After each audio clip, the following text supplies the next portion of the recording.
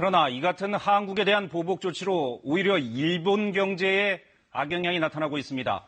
공격을 받고 있는 삼성과 하이닉스의 주가는 되레 오르고 있는 반면 한국에 수출을 하던 일본 기업들은 주가가 떨어지고 있습니다.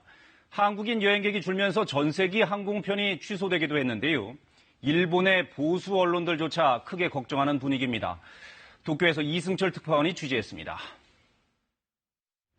SNS에서 유명세를 타 한국 관광객이 많이 찾던 도쿄의 한 커피점입니다.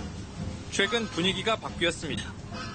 前以上ではないです。前はだいぶ来てくださってたので、最近はまだ落ち着いている。 앞으로가 더 걱정이라는 말도 나옵니다. 影響っていうのはこれから考えられますので. 도쿄에서 만난 한국 관광객. 갑자기 취소할 수 없어 오긴 했지만 최대한 씀씀이는 줄였다고 합니다.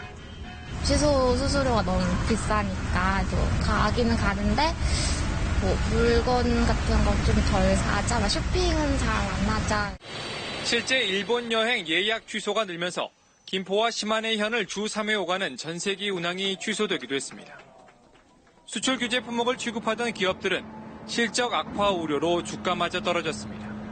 이달 들어 한때 6% 넘게 하락한 기업도 있습니다. 정부를 의식해 말을 아끼던 일본 기업인들도 조심스럽게나마 입을 여는 상황이 됐습니다. 日本政府もですね、そのグローバルのサプライチェーンを何か壊したいとかですね、そんな意思は全くないというふうに思いますので. 극우 성향인 산케이 신문마저 수출 불확실성, 일본 기업 혼란이라는 제목의 기사를 싣고 한국 수출품 관리에서 시작된 기업 활동 혼란이 확산될 우려가 있다고 보도했습니다. 니혼게이자이와 요미우리 신문 등은 한국산 반도체를 쓰고 있는 일본 기업들이 대체선 확보나 설계 변경까지 고려하며 우려하고 있다는 소식을 전했습니다.